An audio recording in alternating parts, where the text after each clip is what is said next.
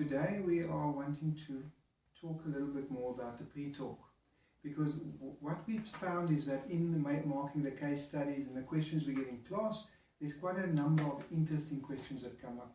And today we want to talk about rapport, how to build rapport, because that's a very important part of a session. Yeah. So let's start with, how do you think the facilitator plays a role in rapport? Well, Benny, you know that we say there's 4 kinds of rapport. Yes. There is the rapport with the facilitator and the client, and then there is a rapport between the client and the modality, which is important. Then we also need the rapport between the client and themselves. Do they really embrace who they want to become? And then lastly, the other rapport we need to work on is, once the client is in trance, does the client have the rapport with their own subconscious mind?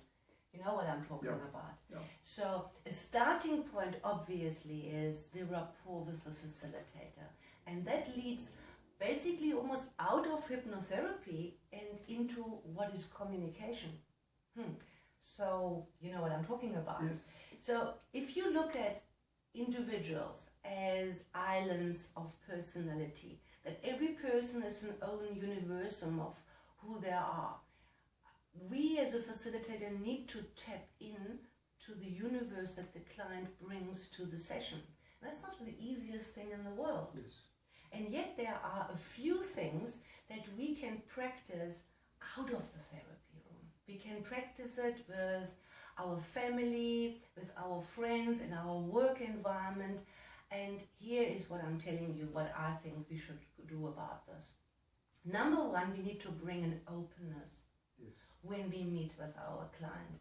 We can't bring a judgmental or preconceived ideas into the pre-talk, because that's going to kill any openness within the client. They feel judged, they're closed down, that's it, right? We need to have a readiness to kind of step into my client's life, my client's universum, my client's experience. And how do I do that? I do that with the right questions.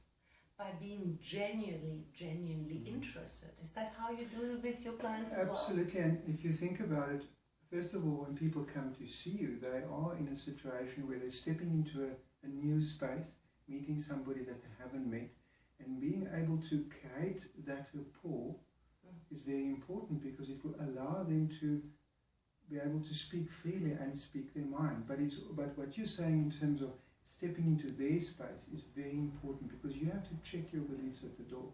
Yes. Yes. Very, very important. And that's, I think, a very strong point of all the teachings we have, that client-centered approach. Yes. That's where it all starts. Yeah. If this goes wrong right from the start, chances are that you may not be able to recoup the success of the session. So if we see every person as an island, as a universe actually, on their own, then you have the facilitator as a universe and you have the client as a universe. Now they can both be talking a lot and not overlap, and that's what I'm talking about. So when you start listening, you're not just listening with your ears and with your logic. You're listening as if you want to absorb that information from deep inside, because it's not just the words that we hear. There is body language, there is intent, there is lots of emotions behind what is being said. And to that we need to sensitize ourselves. Yes, because isn't there, it's a, if I can say this, it's a subconscious connection that we make. Absolutely. And for me that's a big part of rapport.